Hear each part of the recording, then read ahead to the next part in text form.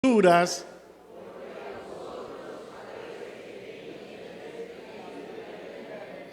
Y ellas son las que dan testimonio de mí, y no queréis venir a mí para que tengáis vida. Muy bien, escudriñad las Escrituras porque vosotros os parece que en ellas tenéis la vida eterna, y ellas son las que dan testimonio de mí, dijo Jesús. Y no queréis venir a mí para que tengáis vida. Aunque este pasaje está dirigido a los judíos, por cuanto eran, por cierto, ciertos judíos que cuestionaban a Jesús, le cuestionaban su autoridad, no querían creer en él, y más que una recomendación, a veces presentamos este versículo, mire, a los cristianos, Dios nos manda a escudriñar las Escrituras. Suave. Sí está en, es un verbo auristo, sí es imperativo. Pero sabe que no se le dijo a la iglesia, y eso no significa que no vamos a escudriñar las Escrituras. Pero tiene su contexto. Y es importante que entendamos el contexto de este pasaje para lo que queremos ver esta mañana. ¿Qué estaba pasando? Era un día de reposo. Le llevaron a Jesús un paralítico para que lo sanara. Y en ese día de reposo, ustedes pueden leer todo el capítulo 5 de Juan para que luego revisen el contexto. Jesús le dijo al paralítico, tus pecados te son perdonados. Y lo dejó ahí postrado. Eso a nadie le importó, de los que estaban ahí, los judíos, sino que estos judíos estaban indignados porque Jesús dijo, tus pecados te son perdonados. Es decir, Jesús estaba haciendo igual a Dios, porque ellos decían, ¿quién puede perdonar pecados sino solo Dios? Entonces Jesús, enojado y entristecido por la dureza de sus corazones, les dijo, ¿qué es más fácil? Decirle a este hombre, tus pecados te son perdonados, o decirle, levántate, toma tu lecho y anda. Y entonces, para demostrar su autoridad, Jesús le dijo al hombre, levántate, toma tu lecho y anda. Pero ¿sabe que eso no fue lo que indignó a estos judíos? A ellos les importaba muy poco si el hombre quedaba postrado hasta morir en esa cama. Ellos se enfadaron porque Jesús dijo, tus pecados te son perdonados. Y entonces en Juan 5:39, en ese mismo contexto, es que Jesús le dice a los judíos, escudriñad las Escrituras porque a vosotros, judíos, os parece que en ellas tenéis la vida eterna. Y más adelante vamos a ver de qué se trata eso. Y no queréis venir a mí para que tengáis vida. Les adelanto un poquito. Jesús les está diciendo, no es en lo que ustedes están leyendo que van a encontrar la vida eterna. Es en mí, dijo Jesucristo. Las Escrituras a las que se refiere también son conocidas como las Escrituras hebreas o el Tanaj. ¿Qué es el Tanaj? Bueno, lo que nosotros conocemos como Antiguo Testamento.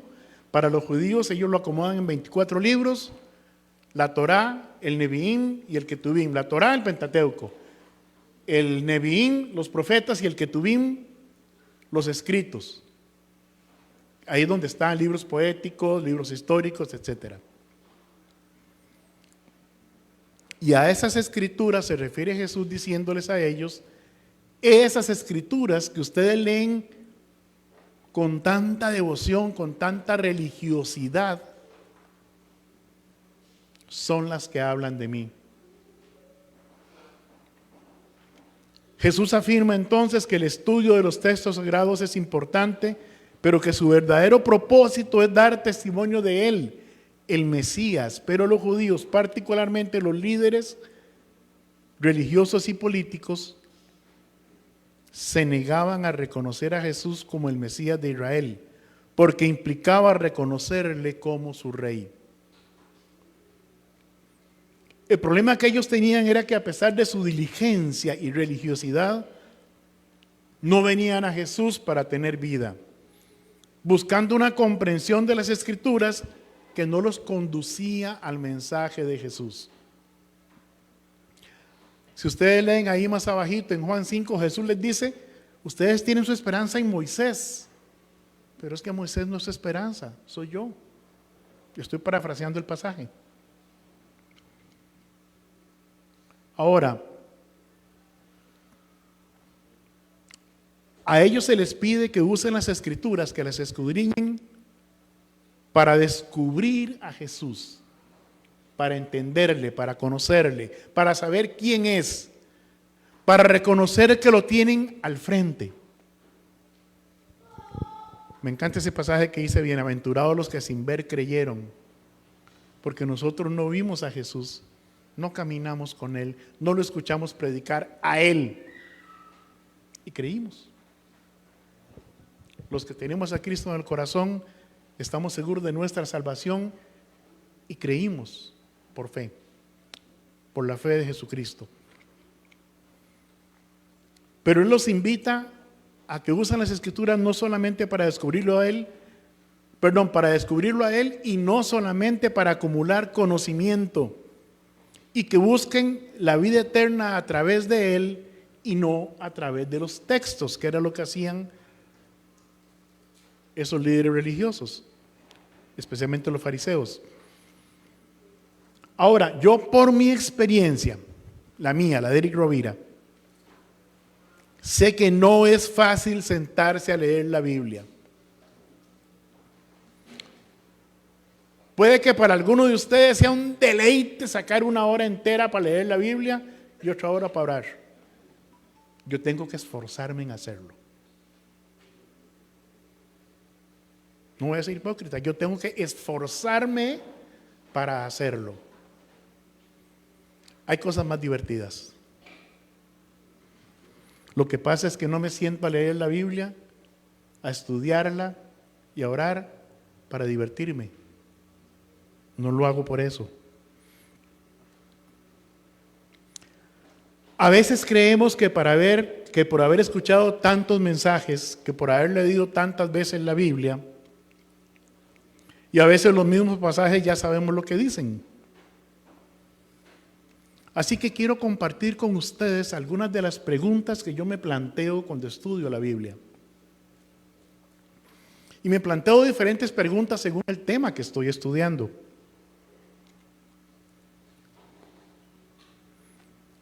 Por ejemplo, ahora los miércoles estamos estudiando acerca de las oraciones de Jesús. Y antes de eso vimos las parábolas de Jesús. Y entonces me he interesado en conocer mejor a Jesús.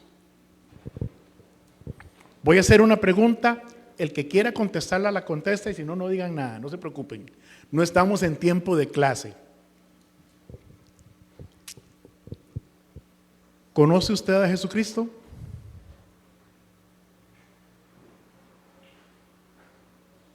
¿Conoce usted a Jesucristo?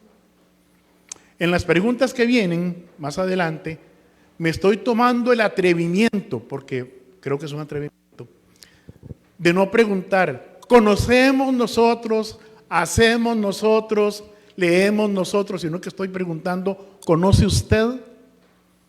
¿Hace usted? ¿Lee usted? De modo acusativo tal vez. Por eso le digo que es un atrevimiento. Pero esas preguntas yo ya me las hice a mí mismo. Y no me fue muy bien en el examen.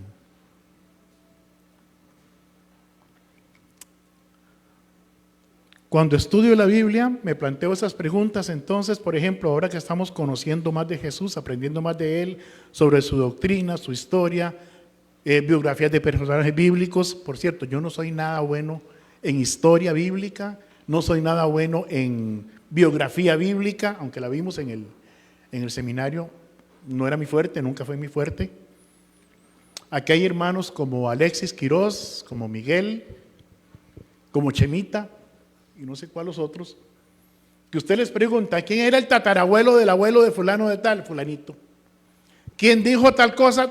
Fulano de tal. ¿Quién hizo tal otra? Sutanita. Se conocen las historias así, qué lindo eso. Bueno, ese no es mi fuerte, así que yo tengo que esforzarme un poquito más.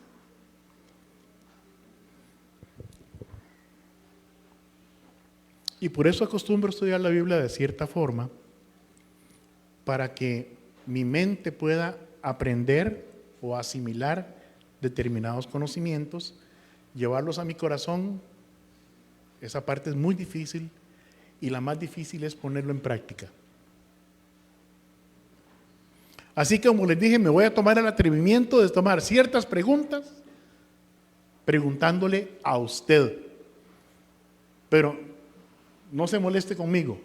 Primero me las hice yo mismo y las preguntas están ahí para usted y para mí. En ese usted yo estoy incluido. Vamos a la siguiente, por favor. Muy bien. El tema de hoy es Jesús en los 4 evangelios. ¿Conoce usted a Jesús de Nazaret?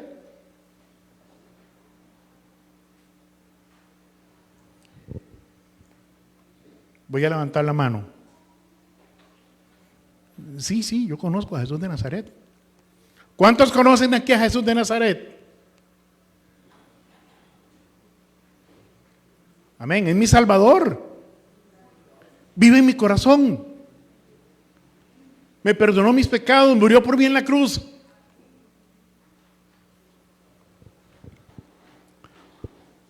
Como yo sé que ya leyeron las preguntas, entonces yo entiendo que muchos no levanten la mano. Por eso yo es así como, qué bronca, ¿verdad? Levantar la mano. ¿De dónde viene la fuente de su conocimiento? ¿Sabe que hay gente que me ha hablado, que conoce de mucho de Jesús? ¿Y sabe de dónde viene su conocimiento? De las películas de Semana Santa. De las películas de Navidad, de las series de Netflix. Algunas películas, algunas series de Hollywood o del mundo del cine tienen un fundamento bastante sólido, por así decirlo. Es decir, relatan con cierta fidelidad la historia bíblica, pero generalmente meten cosas que ni siquiera están en la Biblia. Y la gente lo toma como si eso fuera Biblia. Entonces, otra vez, ¿alguna vez ha leído los 4 evangelios?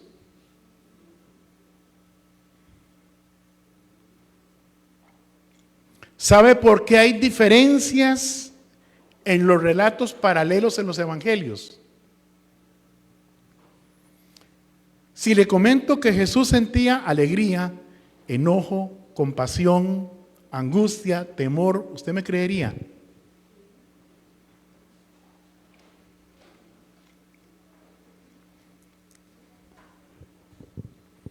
Entonces yo quiero conocer más a Jesús o más de Jesús.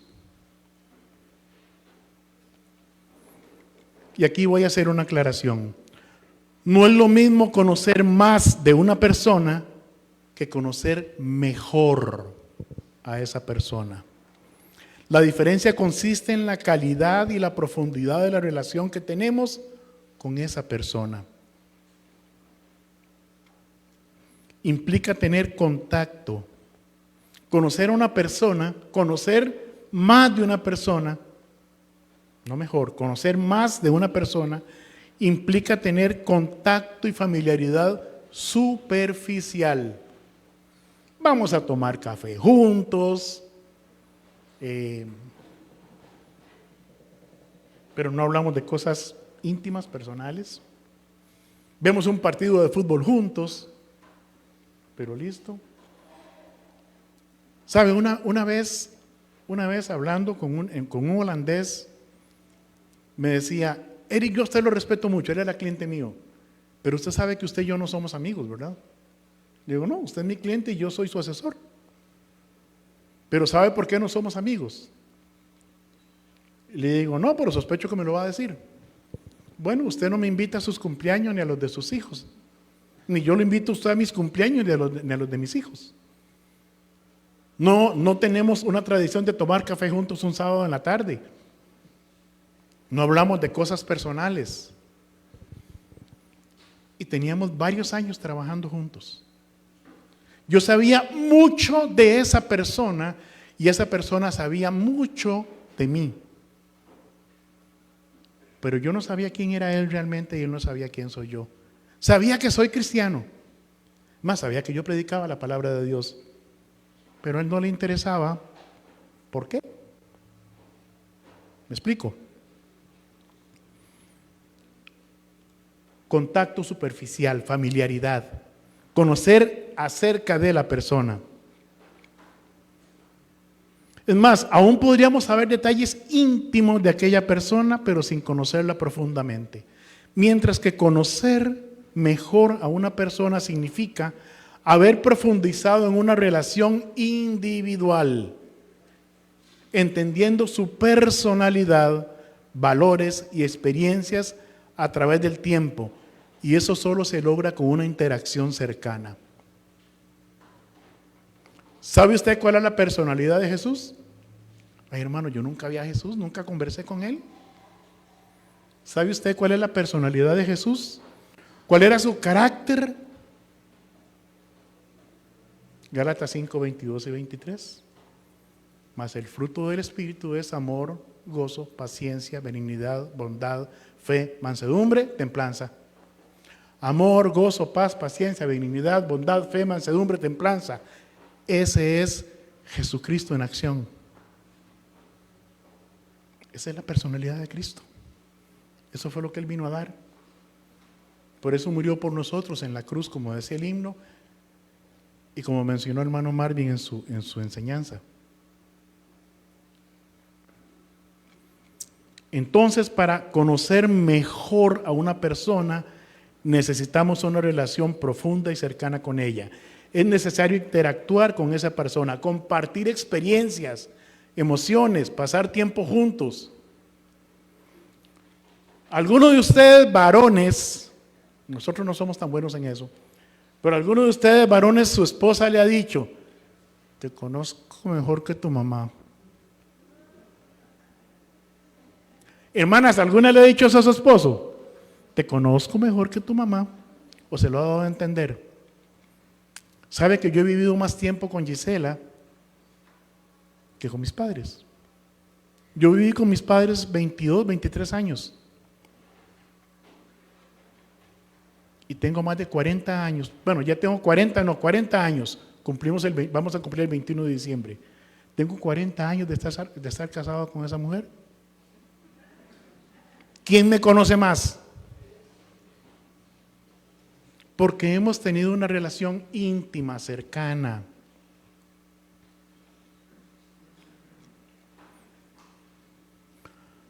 Y como yo sé que ya leyeron las preguntas, ya las comentamos, vamos a ver unos pasajes sobre la última pregunta.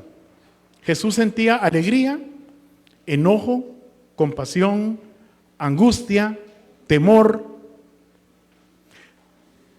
No lo apunté ahí, no cogí el versículo, pero Jesús cantaba. ¿Sabían eso? ¿Sabían que cantaba también, así como nosotros? Juan 15, 11. Estas cosas os he hablado para que mi gozo esté en vosotros y vuestro gozo sea cumplido. Lucas 10, 21. En aquella misma hora Jesús se regocijó. El texto griego dice, o la versión literal dice, se alegró muchísimo, más o menos. En aquella misma hora Jesús se regocijó en el Espíritu y dijo: yo te alabo, oh Padre, Señor del cielo y de la tierra, porque escondiste estas cosas de los sabios y entendidos y las has revelado a los niños. Sí, Padre, porque así te agradó. Enojo. Marcos 3:15. Entonces, mirándolos alrededor con enojo, entristecido por la dureza de sus corazones, dijo al hombre: extiende tu mano, y él la extendió y le fue restaurada sana. Otra sanidad en un tiempo conflictivo con los judíos. Marcos 9:36, compasión. Y al ver las multitudes tuvo compasión de ellas, porque estaban desamparadas y dispersas como ovejas que no tienen pastor. ¿Qué vemos nosotros cuando salimos a la calle? Vemos gente, ¿no? Vemos gente. ¿Qué vemos nosotros en una romería? Vemos multitudes. Yo mismo lo he dicho y he escuchado a otros hermanos decir, pero qué tontos, no saben que están adorando un ídolo. Ojalá pudiéramos decir, voy a ir a caminar con ellos para irles dejando tratados. Me arriesgo a que me apedreen, me arriesgo a que me apaleen, me arriesgo a que me recuerden quién me trajo al mundo. Pero voy a tener compasión de ellos, porque son como ovejas que no tienen pastor. Un rebaño de ovejas sin pastor es un rebaño que va al peligro y no sabe que va al peligro. Un rebaño de ovejas puede caminar hacia un precipicio y aunque vean caer a la primera, a la segunda y la tercera, todas las demás van detrás. Por eso Jesús tuvo compasión de esas personas. Se compadeció porque también tenían hambre, tenían muchas horas de seguirlo, de escucharlo y no habían comido.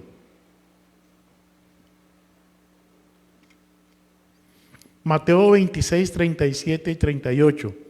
Y tomando a Pedro y a los dos hijos de Zebedeo, comenzó a entristecerse y a angustiarse en gran manera. Sentía tristeza, sentía angustia. Entonces Jesús les dijo, mi alma está muy triste. Otra versión dice angustiada, hasta la muerte. Quedaos aquí y velad conmigo. Ese era Jesús humano. Ese era Jesús hombre. Porque en la cruz no murió Dios, Dios es eterno. En la cruz murió un hombre llamado Jesús, que decidió usar su humanidad para satisfacer la justicia de Dios Padre, siendo perfecto. Y murió en la cruz en su lugar y en mi lugar, y en lugar de cualquiera que no haya conocido a Él como Salvador personal, ahí está Jesús, diciéndole, yo morí por ti y vencí la muerte también. Hebreos 5:7.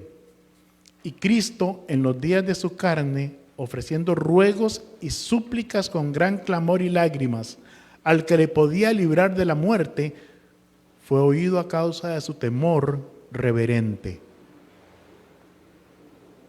Jesús sentía lo mismo que usted y yo sentimos.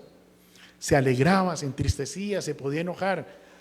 Ahora, yo me enojo por muchas cosas y no voy a decir que cualquier cosa por la que yo me enojo es justa. Jesús no se enojaba sin causa justa. Esa es la diferencia. Yo siento angustia y temor, sí, pero a mí no me van a crucificar, a mí no me van a torturar como torturaron a Cristo. A mí no me van a pegar latigazos que desgarren mi carne. Y Jesús ya sabía todo lo que le iba a suceder, cuánto iba a padecer. Y entonces suplicó con gran clamor y lágrimas a su Padre. ¿Conoce usted a Jesús? Sí, es su Salvador, es su Dios, pero lo conoce. ¿Sabe quién es? ¿Sabe cómo piensa?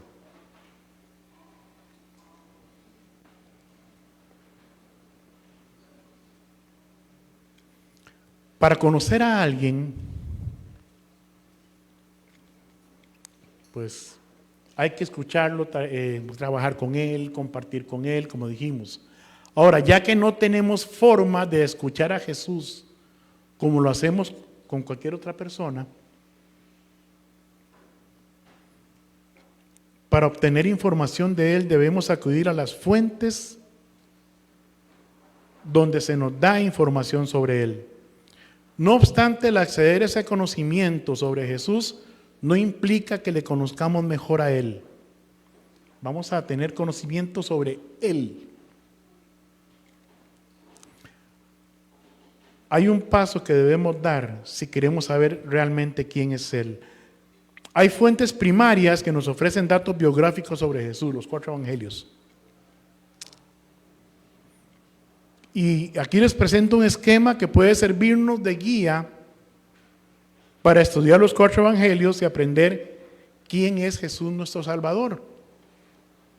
Pero les advierto, podemos llegar a convertirnos en eruditos biógrafos de la vida de Jesús sin conocerle mejor.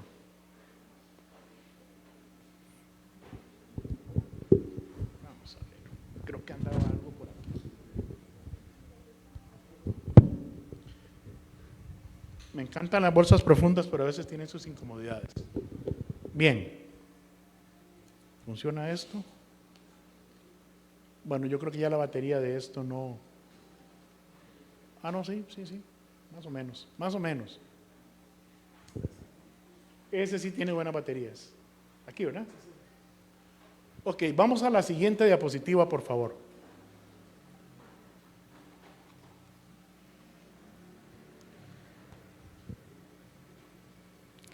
Vamos a ver. Vamos a la número 3, por favor. Muchas gracias. Muy bien. Ahí tenemos a Jesús en los 4 evangelios y entonces tenemos que ver quién nos habla de Jesús. Nos hablan de Jesús Mateo, Marcos, Lucas y Juan. Y cuando alguien viene a mí a hablarme de alguna persona, vamos a decir que viene hermano Miguel y me va a hablar algo de Giovanni, y yo no sé quién es Giovanni, yo nunca lo he visto en mi vida. Depende de lo que me esté diciendo Miguel, yo también quiero saber quién es Miguel. ¿Por qué? Porque eso me da certeza de cuánto puedo confiar en lo que Miguel me dice. Y luego yo voy a ir a verificar con Giovanni lo que Miguel me está diciendo. Y Miguel viene y me dice, mira, es que Giovanni es profesor en la universidad y es un muy buen contador y un profesional excelente. Yo creo que te puede dar asesoría en tales cosas. Muy bien. Gracias, Miguel. Pero ahora yo voy a ir con Giovanni para ver si todo eso es cierto, ¿verdad? Entonces ahí tenemos a Mateo. ¿Quién era Mateo? Un discípulo de Jesús. Su origen probablemente Galileo. Probablemente porque no dice la Biblia con claridad dónde nació. Profesión publicano, era recaudador de impuestos. ¿A quién le escribe? Le escribe a los judíos. ¿Quiénes son los receptores de la carta? Judíos. Y judíos que estaban bajo la ley y que estaban en el proceso de conocer la gracia y entenderla. Porque muchos judíos se convirtieron a Cristo y siguieron con los rituales de la ley. Nos presenta la naturaleza humana de Jesús. ¿De qué habla Mateo? De la naturaleza humana de Jesús, poniendo énfasis en sus sermones. Marcos, discípulo de Pablo, Pedro probablemente. Marcos o Juan Marcos podría ser el mismo que acompañó a Pablo y Bernabé en un viaje misionero y luego fue la causa de que Pablo y Bernabé se pelearan, ¿verdad? Y entonces Pablo dijo, yo no quiero nada con este muchacho, es un vagabundo, no me quiso ayudar, pero Bernabé vio en él otra cosa y se lo llevó. Y más tarde, años después, Pablo dice, mándame a Marcos porque me es útil para el ministerio. Y eso es la gracia de Dios y eso es la bendición que podemos tener como hermanos en Cristo. Podemos tener un desacuerdo hoy, pero no para siempre. Somos del cuerpo de Cristo. Yo no me puedo pelear con mi dedo meñique porque le duele la uña. Tengo que cuidarlo para que la uña sane y ya no me duela. Si somos del cuerpo de Cristo, lo que le pasa a un hermano me tiene que importar. Ese es otro mensaje. Origen de Jerusalén, entonces. Había una mujer llamada María que tenía una casa. En esa casa había un aposento alto y ahí fue donde celebraron Jesús y sus discípulos la última cena. También en esa casa estaban orando cuando Pedro estuvo en la cárcel con alguien más, no me acuerdo con quién, pero alguien me lo va a decir, estoy seguro. Y estaban cantando y fueron liberados, y cuando llegaron a la casa de María, la madre de Juan Marcos. Profesión desconocida, no sabemos qué hacía Juan Marcos. Escribe a los romanos. Ahora es interesante, Marcos escribe en griego, pero se nota que no era su idioma natal, entonces escribe de manera tosca, pero muy vigorosa. Desde que usted empieza a leer Marcos, encuentra a Jesús haciendo algo. Por eso lo presenta como siervo. Vamos a verlo luego. El receptor de esa carta, gentiles, está dirigida a cristianos gentiles, o sea, no de origen judío. Habla de la naturaleza humana de Jesús y se enfatiza en sus milagros. Lucas, discípulo de Pablo, el médico amado, Colosenses 1, 4, 14, Colosenses por ahí Pablo lo menciona. Posiblemente turco de ascendencia griega, médico y lo más cercano a nuestro concepto actual de historiador. Pablo no conoció a Jesús personalmente, no fue un discípulo directo, Lucas no fue un discípulo directo de Jesús. Él escribe a los griegos o a la mente griega. El receptor de sus cartas, de su evangelio y del libro de Hechos, que es como una continuación del evangelio de Lucas, es un hombre llamado Teófilo, al cual Pablo trata con mucho respeto. Le dice, oh excelentísimo Teófilo.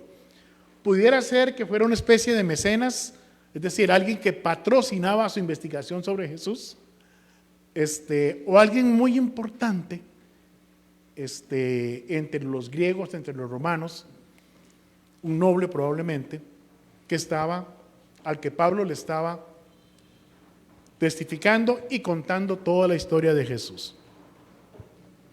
Se enfatiza Lucas en la naturaleza humana de Jesús y hace énfasis en las parábolas de Jesús.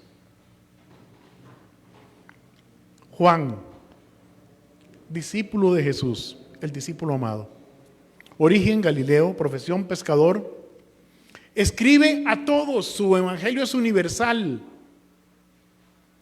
Entonces el receptor, todos, griegos, romanos, judíos, libres, esclavos,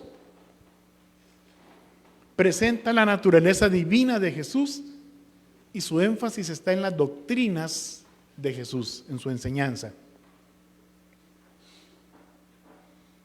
Esas son fuentes primarias sobre las cuales podemos investigar acerca de quién es Jesús.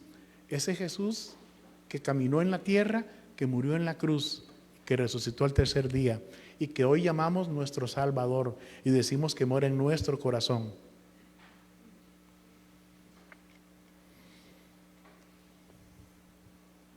Mateo retrata a Jesús como rey, Marcos como siervo, Lucas como un hombre perfecto y Juan lo presenta como Dios.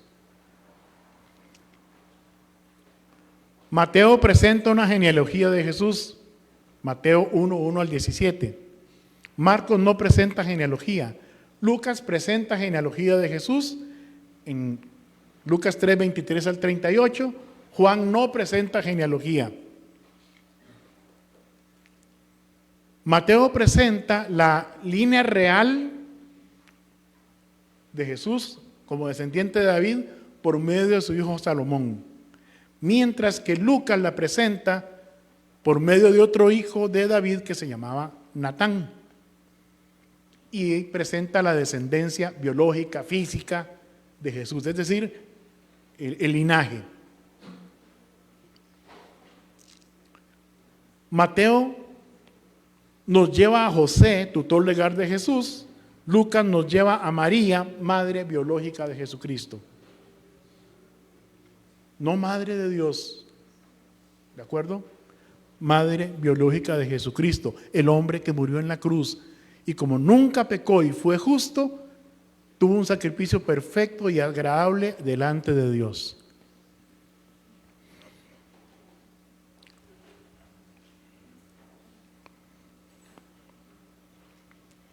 Ahora, ¿por qué razón existe una genealogía en Mateo? Porque lo presenta como rey y un rey debe tener una genealogía.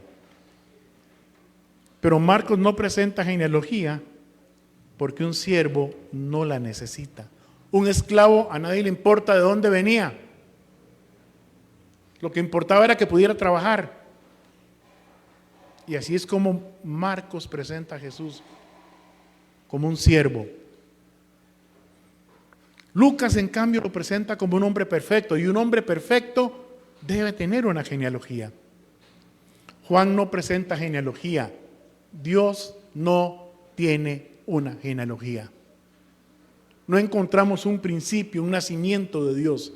Él siempre ha estado y siempre va a estar. También tenemos fuentes, ¿dónde se desarrolla la acción del ministerio de Jesús? Mateo, Marcos y Lucas presentan la mayor parte del desarrollo de su ministerio en Capernaum de Galilea o en la región de Galilea. Juan en Jerusalén de Judea.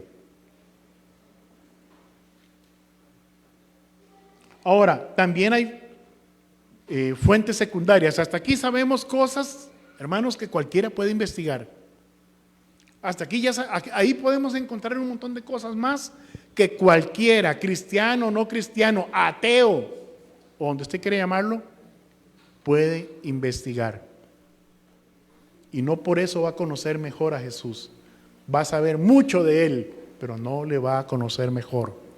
También hay fuentes secundarias, historiadores como Flavio Josefo, Tácito, Suetonio, en cuyos escritos se menciona a Jesús, se menciona la ejecución de Santiago. Ese es Flavio Josefo. Y se dice que Jesús era un hombre que hacía milagros y que fue ejecutado durante el reinado de Tiberio por Poncio Pilato. Entonces hay fuentes secundarias en las cuales también podemos saber cosas de Jesús, no aprender de Él, de quién es Jesús, conocerle mejor, pero sí podemos obtener muchos datos históricos y biográficos sobre Él.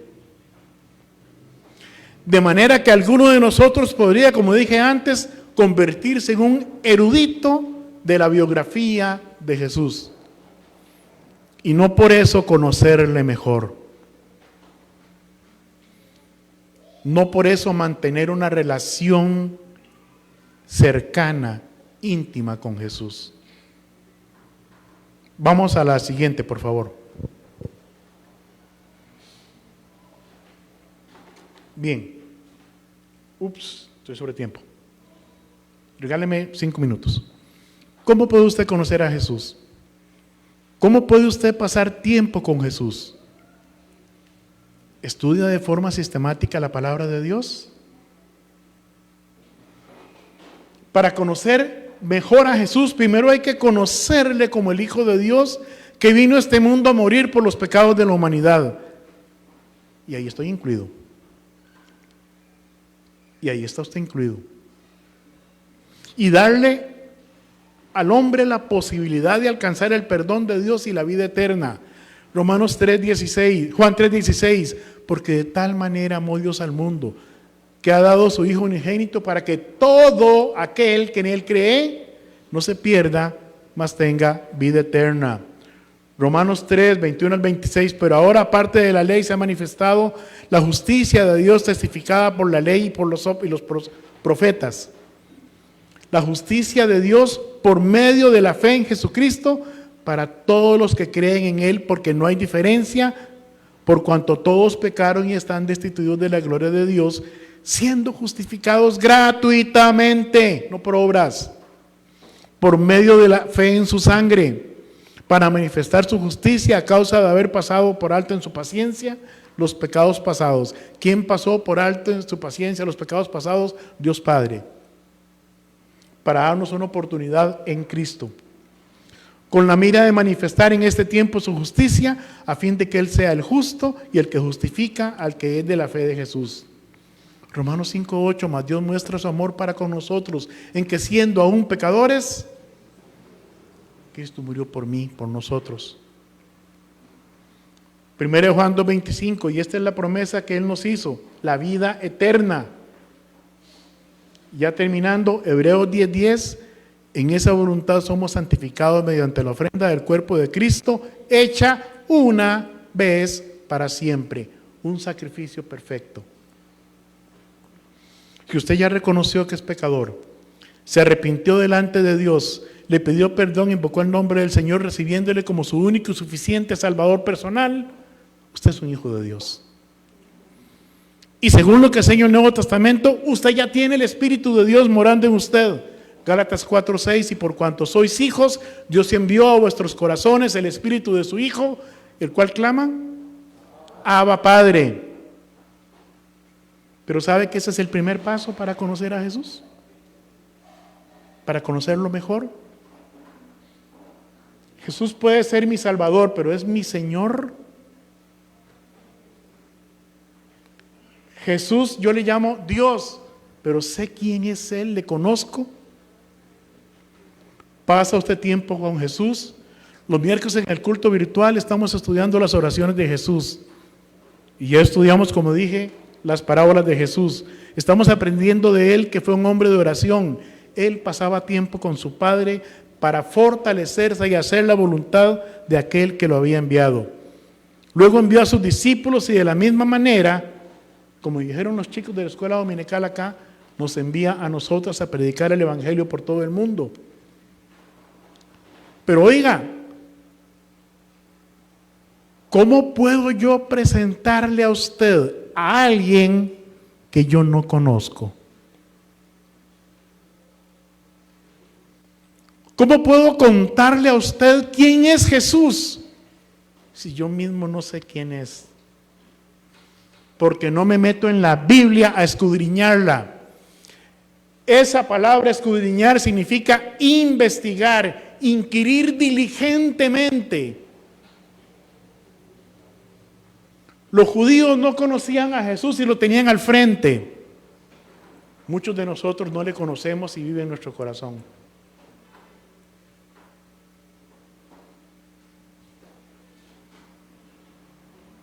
Jesús no es un salvavidas, Jesús es Dios,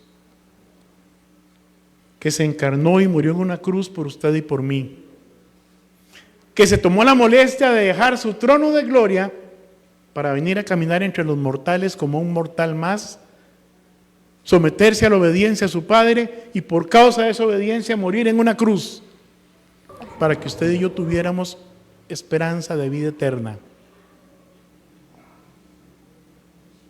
Y decimos que le hemos aceptado, pero no le conocemos, no sabemos quién es. ¿Sabía usted cómo piensa Jesús? Está en la Biblia. ¿Sabía usted cómo respondía Jesús y por qué respondía de la manera que lo hacía? Está en la Biblia.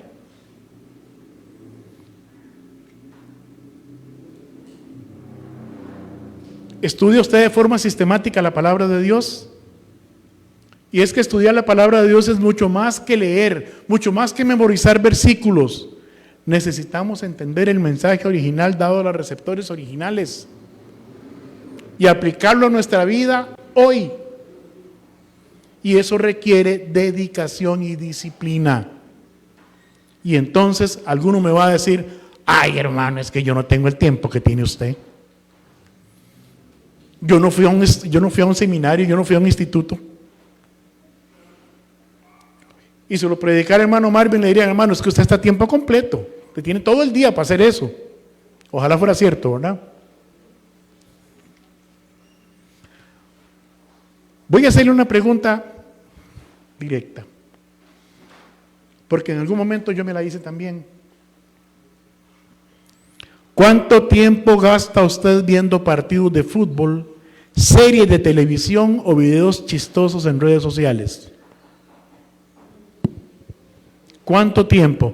¿Sabe usted que esta cosa me dijo una vez que yo pasaba 3 horas diarias frente a la pantalla?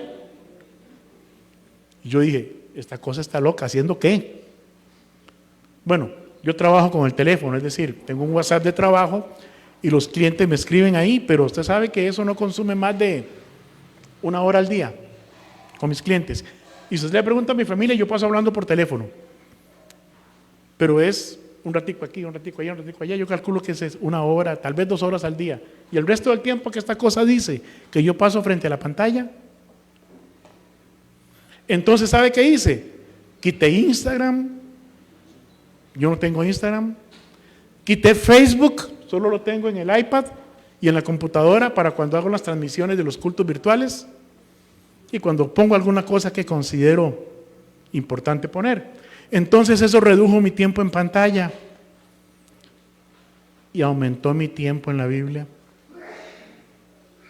Interesante, ¿verdad? Entonces le propongo, agarre la mitad del tiempo que usted gasta viendo partidos de fútbol, series de televisión, videos chistosos en internet, coja la mitad de ese tiempo y póngase a leer la Biblia. Pídale consejo al pastor, al cuerpo pastoral sobre libros de autores cristianos de buena doctrina, donde usted pueda aprender a estudiar sistemáticamente la palabra de Dios. Eso no es ciencia ficción, eso no es mecánica cuántica ni nada de eso. Es simplemente aprender a leer entendiendo. Es simplemente aprender a tener comprensión de lectura. Aprender a investigar un poquito, pero viera que no le va a tomar tanto. Y si usted llega a apasionarse tanto por eso como me pasó a mí, usted va a aprender mucho de la palabra de Dios, pero mucho, mucho más de lo que ya sabe. Y aquí hay gente que sabe mucho. Desarrolla amor por la palabra de Dios. Anhela estar en la presencia de Dios en oración y pronto va a notar los cambios en su vida, en su actitud ante las circunstancias de la vida y en todos los ámbitos de su vida. Usted va a ver el cambio. Todos tenemos nuestras luchas y todos tenemos la oportunidad de enfrentar esas luchas de la mano del Señor, conociendo quién es el que mora en nosotros y dejando que Él sea el que controle nuestra vida. Y antes de que me quede solo aquí, porque ya se van a ir a almorzar, Efesios 5, 18 al 19 dice: no os embriaguéis con vino en lo cual hay disolución, antes bien sed llenos del Espíritu, hablando entre vosotros con salmos, himnos y cánticos espirituales, cantando y alabando al Señor en vuestros corazones, dando siempre gracias a Dios, dando siempre gracias por todo al Dios y Padre en el nombre de nuestro Señor Jesucristo. Me imagino que en aquel tiempo no tenían Facebook, Netflix y todas esas cosas que tenemos nosotros. No había de estas cosas tampoco. Y entonces la cantina era un buen lugar para entretenerse. Bueno, dejemos todo esto que nos distrae de lo que es importante y dediquémosle ese tiempo a Dios y vamos a notar los cambios en nuestra vida. Que el Señor les bendiga, hermanos. Vamos a orar para despedirnos. Padre, gracias por esta tarde, porque ya es tarde. Gracias por estos hermanos que estuvieron acá. Gracias por el tiempo que estuvieron.